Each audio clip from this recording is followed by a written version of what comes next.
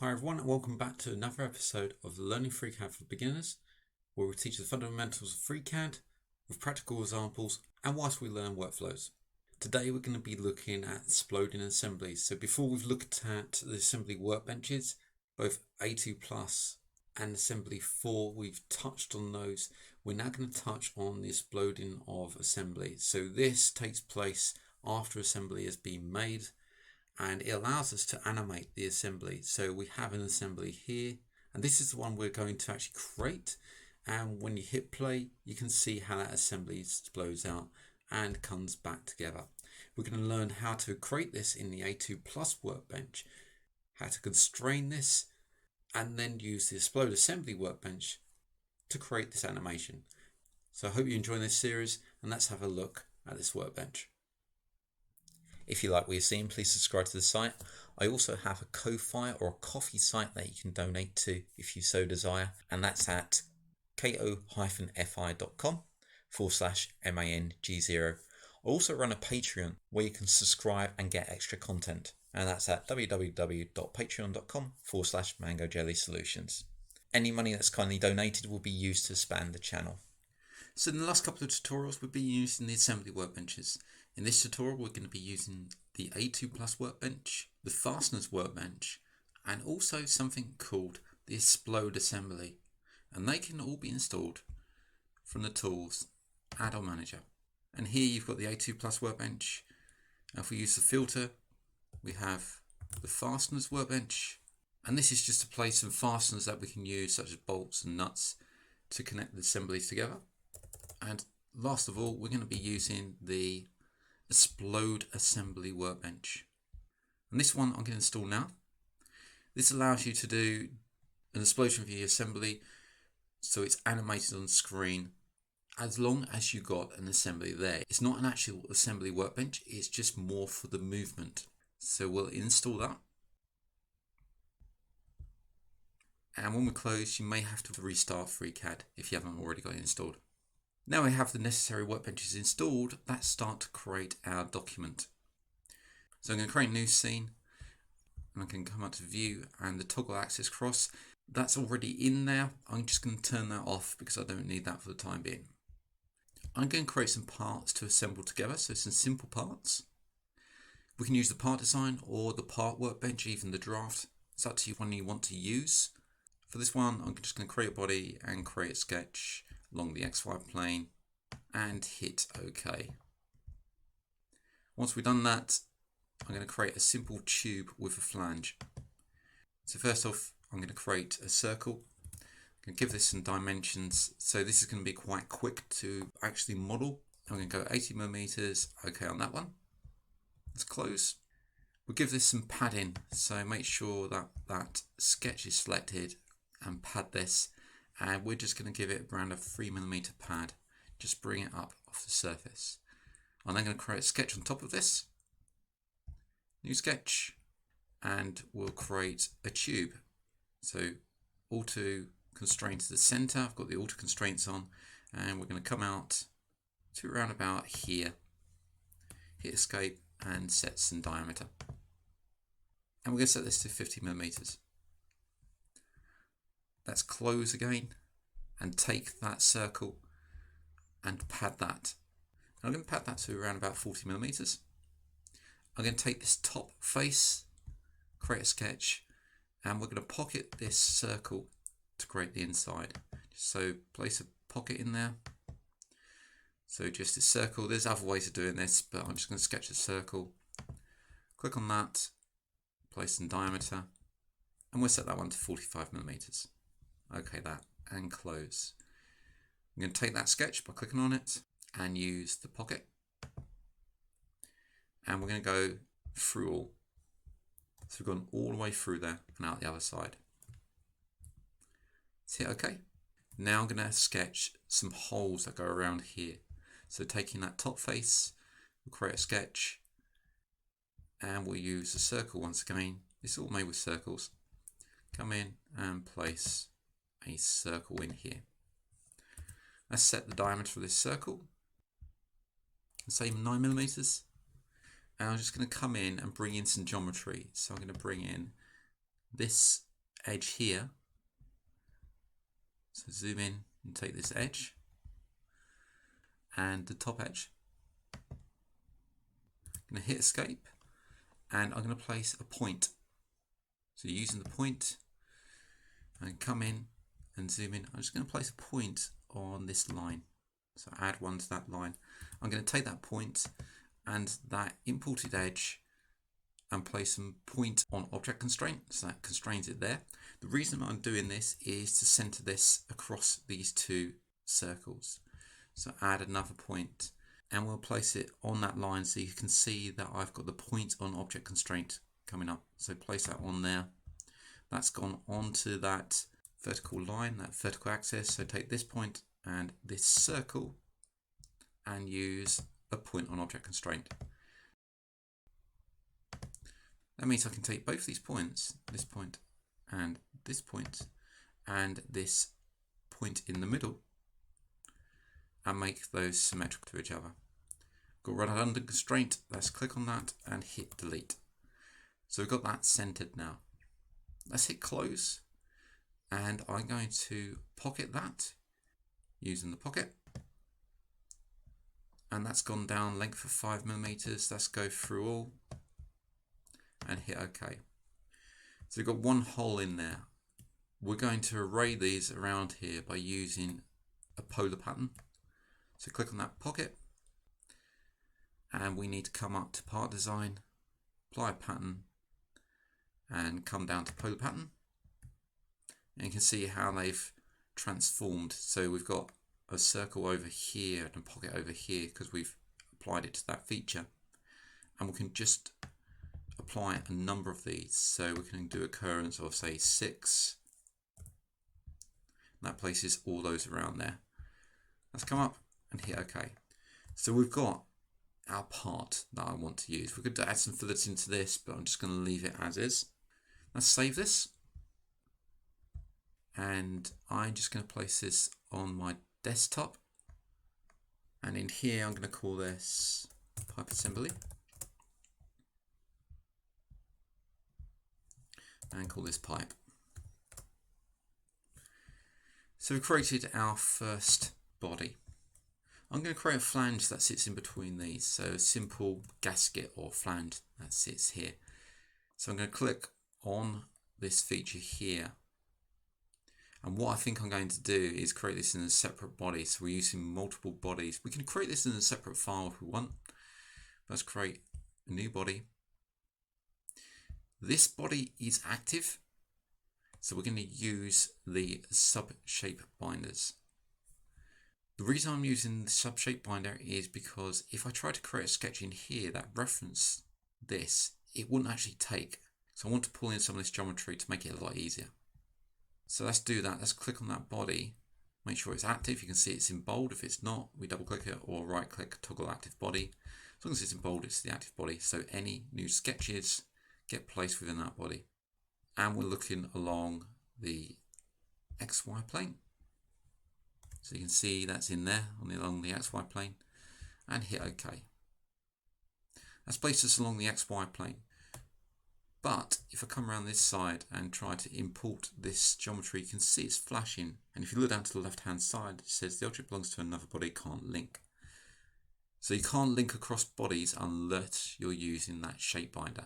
So I've closed out the sketch. I'm going to select that face and click on the subshape binder or part design, create a subshape shape binder. We look down, we've got our binder now. So I can come up and hide the original body now. So click on this body and press the space bar. I'm going to collapse that as well so you can see we've got the outline of that there. This can actually be padded. So we could use this itself as an object and use that to pad against. But I don't want to because I want to make this gasket a bit bigger. So now I can come into this sketch, double click it, and I can import the geometry. So click on the import geometry tool, the external geometry, and I'm going to pull in this internal circle. And also I'm going to bring in one of these circles and this outer circle. So I've imported all those. Now I'm going to use the create circle and create the internal circle. Now I'm going to come out and just lay it by the side. I'm not going to touch it. I know that's going to become tangent to there. That can create a solver issue. If I touch that and click off, you can see solver failed to converge. I'm just going to Control Z that. If we get that, so what we can do is take that circle and this external circle and use the equality, and that makes them equal. And that's the process I'm going to go for with this circle as well. So taking this point, coming out, just not touching that outer circle, and then using the equality constraint against this one and making those equal. Next, want the outer circle. Now I want this some distance away from here. So I'm going to take the circle again from this point outwards. Now I've brought in this external geometry. I can use that to reference against by dropping a point on there and saying I want this like 2 or 3 millimeters away. That's use the point. So the point's always construction geometry. I'm going to come in, I've got the auto constraints on, I'm going to drop it onto this line. You can see I've got a point on line constraint that's appeared. So we'll drop it onto that line. That's attached to that line now. Good thing about point on line constraint, it moves, so we can also attach that to our external geometry. Click on the external geometry and point on line constraint. Now we have a way of saying how far this circle is away from this point. But we need to take this point and attach it to another point because I can't attach it to this circle. If I try that, you can see we need 2 points. So just do the same, add another point, drop it onto say this circle, point on line constraint, and then take this point after you hit escape to get the mouse pointer back and take the vertical line. Point on line constraint. Now we can add some dimensions of a length. I'm going to say that's 2 millimeters. So we've added that circle in there. I'm just going to bring in some of the other circles as well. So I'm going to use the external geometry tool to bring in some of these circles. And what I'll do is actually bring in all of these, but I'm just going to bring in 3 just for this demonstration and add the circles. And what we can get away with is actually taking both these circles and this outer circle and just making those equal because they're the same size. Let's hit close. We can hide this binder, pressing the spacebar. And now we can pad this sketch by clicking on this pad. And we'll pad this by, say, 2 millimeters. So we've got that in there. So we've got the body. If we look at this, it's actually sitting inside that, but that's absolutely fine. So we've got 2 bodies in here. Let's rename the first body to pipe, and this one to gasket. And now we've got something to assemble with. Let's come over to the A2 Plus Workbench. Let's make sure we save this. And what I'm going to do is start a new document for the assembly. We need to save the assembly, so file, save as. A2 Plus will tell you to save this if you haven't, if you start importing your external files into the Workbench. Just going to call this assemble and hit enter. Now let's import those parts. Come up to A2 Plus and add a part from external file. Double click the pipe. We've got the pipe that's come in. Now you notice that the whole lot has come in. This is not what we wanted. We want to select those separate bodies. So they've come in as one, which is not what we want. So let's delete that. And this is the difference between add a part from external file and add shapes from external file. Let's double click the pipe. Now it's going to ask you what objects to import. So I want to import both the gasket and the pipe and import. So it will place one down and the other one will be mobile. I haven't actually clicked anything. So I can place this over here somewhere. So we've got both shapes in here. Let's click, make sure they're dropped, and they are sitting as seen. Now let's assemble them. I'm going to come in and select the inner circles. So select this circle and the one that we want to connect it to. So this circle here. Control select those. And we've got the add circular edge constraint. Or we could use the add axis constraint there. Because they're both built around the center point, I'm going to use the circular edge constraint and set that. So that's in there. The holes line up and we're ready to go. Now you can see the other holes have not been lined up. And this is the good thing about the A2 Plus Workbench, is that I'm going to save that and come back to that file. So File, Recent Files, and the pipe. And I'm just going to come into this gasket, come into the pad and double click the sketch. Let's hide this pipe body by clicking on it, pressing the spacebar, come into the binder, and let's import the geometry. So I'm going to import those circles back in, like so. I'm going to add circles, and we're just going to finish this off.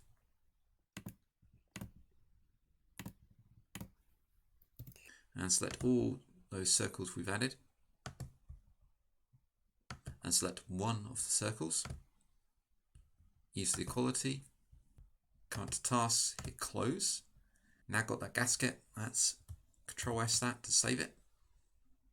Come back to the assembly. It hasn't taken effect. What we can do, if we come up to the A2 Plus, update parts imported into assembly.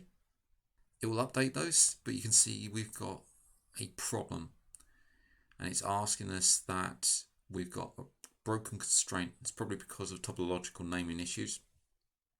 Let's hit yes. So the pipe has gone red now. The reason why it's gone red, if we come back to the pipe again, it's invisible. So let's click on that pipe, press the space bar, save again, come back to the assembly, A2 Plus, update parts imported into an assembly. The pipe's back. So you have to watch out for that. If you've got something that's hidden, it will be hidden in your assembly as well. I'm just going to click on that gasket and right click and transform and move this out of the way and reapply that constraint. So we're going to take the circle, internal circle here, and control click this top one, so the circle for circle, and use the circle constraint and accept that. So that's in now. Let's import some more. So we're building the assembly. I'm going to use the toolbar this time. Import external geometry. We want the pipe and open that up. This time bring in the pipe, import that. Sitting on the mouse pointer so I can move it. I haven't clicked anywhere as of yet. Now, word of advice here, if we try to add the circle constraints here and here, control click one and control click the other, they will be added as they are. So the orientation will be wrong. So if I click that, you can see it's just been inserted inside that. So we need to flip the direction to the other side and accept that. Or we just need to rotate it, right click, transform and rotate around. So we've got those there. We've got some alignment issues, so let's fix that. And one way of doing that is that we can actually align another circle within here. So what I'm going to do is click on the pipe and move that pipe, right click, transform, and move this temporarily outwards like so. So I can get inside this. Let's hit OK. As long as I don't hit the solve, I'm okay. I can work with this. Now, let's take one of these circles. Let's take this circle in here and this circle in here. Control click both of those and use the circle constraint and accept that. They are now aligned. So we've got two alignments against those. We're talking about the solver. If I transform that, let's use the move tool. Move the selected part. same as right click transform. Move this out and hit OK. If I click the Rubik's Cube, that will snap back into place. So it's solved that there. So now we've got these, we need to add some fasteners. So let's come over to the Fasteners workbench. So I'm going to add a bolt, a washer, and a nut. And they're all set to M6 at the moment. We can change that. Now let's come over to the A2 Plus workbench. You notice I've only added one washer. We've got to convert all of those to an A2 Plus part so they can be used within our assembly. It's best not to move them at this point, just add them in there, because you notice that the axis cross is in the center. If you can't see the axis cross, just come up to View and toggle axis cross. This is where the transform handler will be added as well when we convert these to an A2 Plus part. If I moved one of these over, say, out the way over here, then the handler will be still attached to this point. And will be forever right click transform and moving back to the handler and pulling the object from back here into position. We don't want that. We just want it in this point. So these have got all the length, with, you can see the thread, the type, so we can change the type. If we don't want the ISO version, we can just change whatever type we want here. And these are all flat heads, Phillips, etc. I'm going to convert these to an A2 Plus part.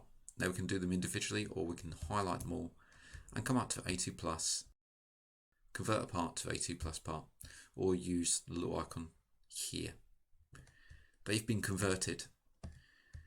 The originals have been made invisible. You can press the spacebar to get those back. Now, if I transform these out the way, right click transform, we just move these out the way, like so.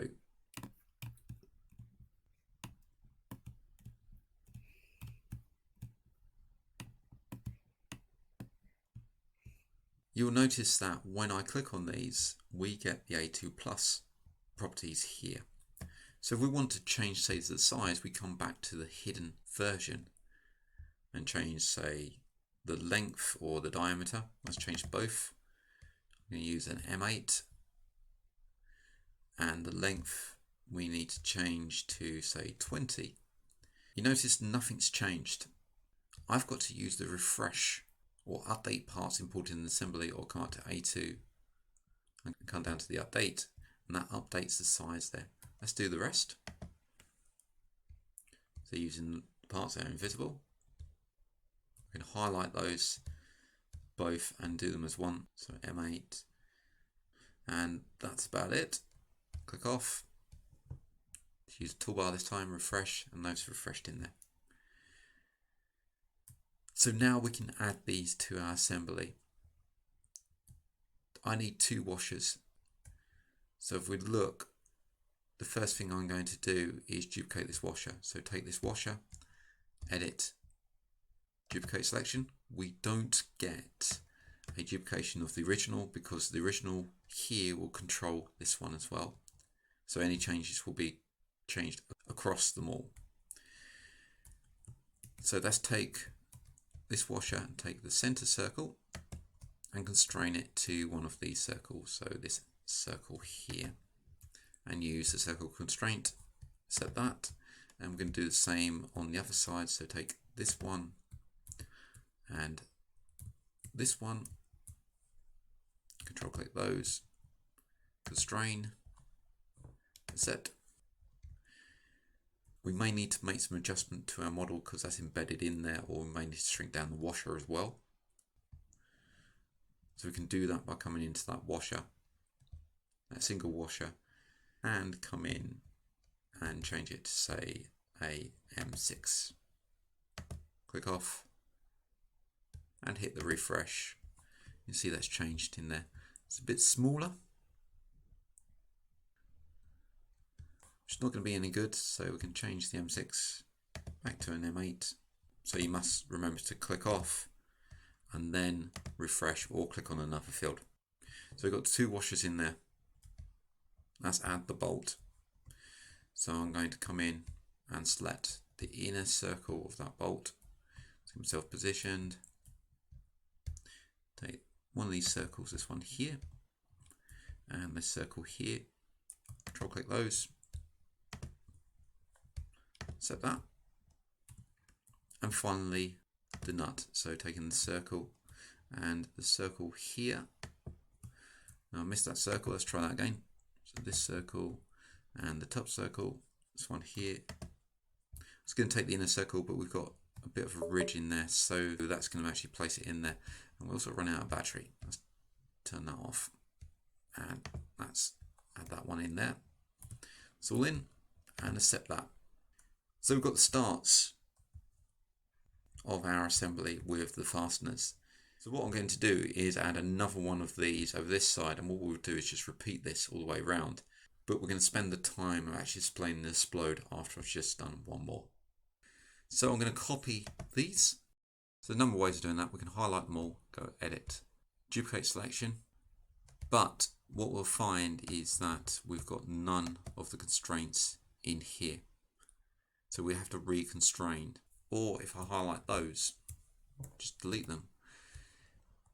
We can do these one by one. So selecting one and use the create duplicate of a part. And what will happen when I click that, that will move it onto the mouse pointer.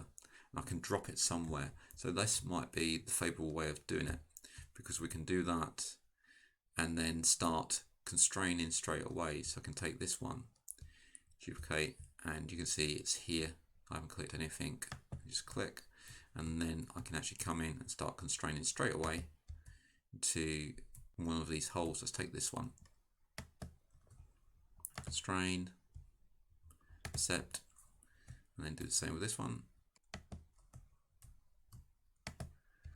Constrain, accept, and then take the bottom.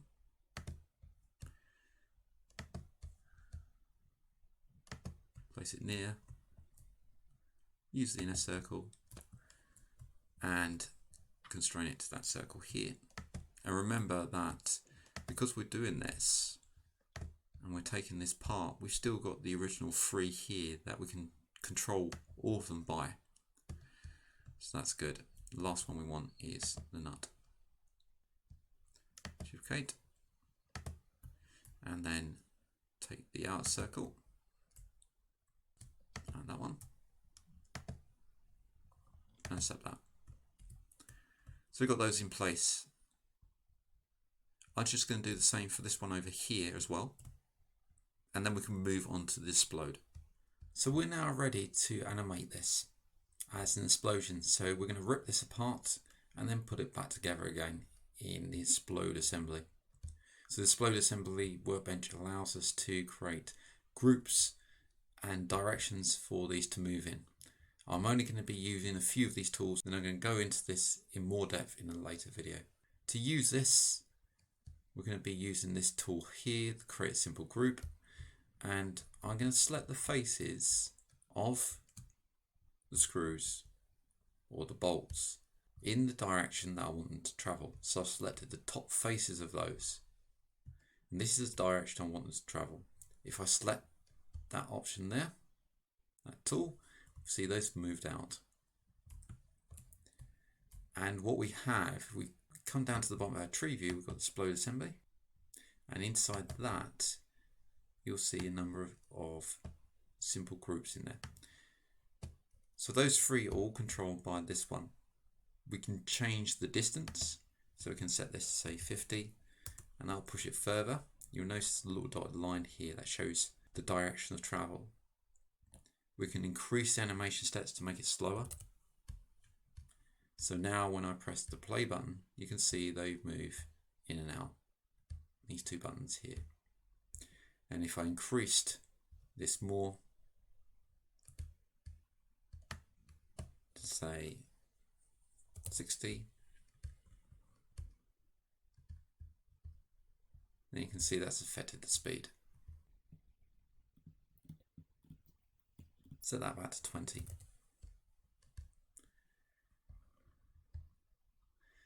So the revolutions as well, we've got that one there, that will revolve around the axis.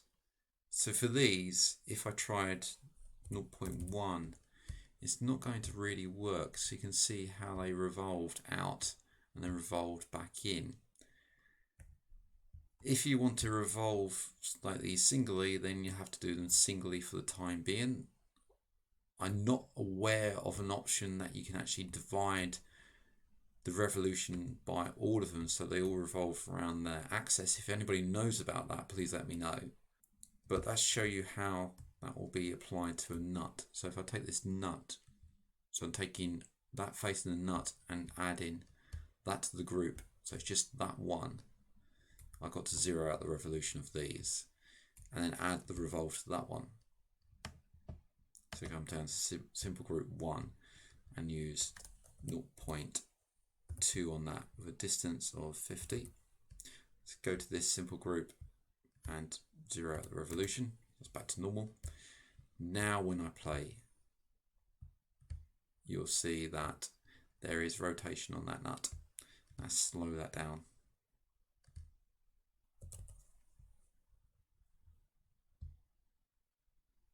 So you can see the rotation there.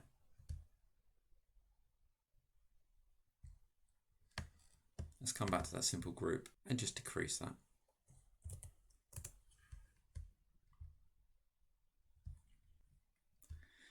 So we can play with the revolution, the distance, and the animation steps.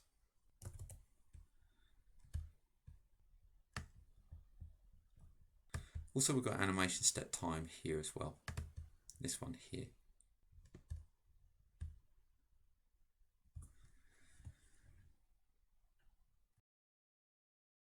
So let's apply that animation to the other bolts as well. So this one, simple group, and this one, simple group. Do it to the washers. I'm going to use those washers as one single group. So I've control selected those using the face, direction of travel, and we'll do the same on the other side as well. So this one, and this one. So those are all added there. We've got a rotation on this one, this nut here. If we come down and we're looking for the simple group for that nut, it's the one with the rotation. This is worth actually naming these. So we've got the rotation there, and we can apply that to the other two. So I've selected those three and come in and just reapply. So 50, 50, and 0.2. You can see them moving out because we've just applied those to the rest of those. Although they're the same value as this one, it just gets applied across the three. Last of all, let's move this.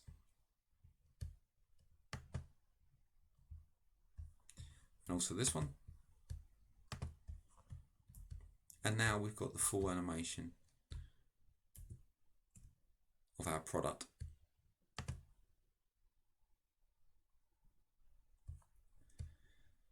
Pretty simple workbench. There's obviously a lot more tools up here to use, but that's the simple way of using it. I'll be going in more depth into this workbench in future videos.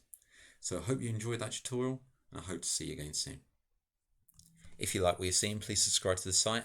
I also have a Ko-Fi or a coffee site that you can donate to if you so desire, and that's at ko-fi.com/MANG0. I also run a Patreon where you can subscribe and get extra content, and that's at www.patreon.com/MangoJellySolutions. Any money that's kindly donated will be used to expand the channel. Thanks a lot for watching and subscribing, and I'll see you again soon.